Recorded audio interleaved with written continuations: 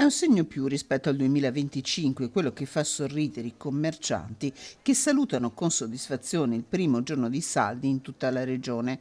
Toccate, ma al rialzo, le cifre di spesa per le famiglie venete che dovrebbero arrivare ai 135 euro pro capite. Sta andando abbastanza bene, diciamo che siamo contenti per il meteo. Abbiamo i primi dati dei colleghi che danno un più 0, quindi è sempre un più davanti, un dato molto cauto. Diciamo che dopo una stagione molto molto difficile per l'abbigliamento vediamo un po' di arrivare a valle con dei saldi. Se i saldi ufficiali sono partiti in queste ore, da dopo Natale avevano preso il via le vendite promozionali che fanno togliere alla categoria un sassolino dalle scarpe. Purtroppo abbiamo questo divieto di promozioni 30 giorni prima dei saldi che non viene rispettato, non viene neanche controllato, quindi avevamo già chiesto all'ex assessore marcato la rimozione, l'abbiamo ributtata, lo chiederemo anzi al neo assessore Bitonci per riformulare il commercio, riformulare un po' le regole dei saldi che sono molto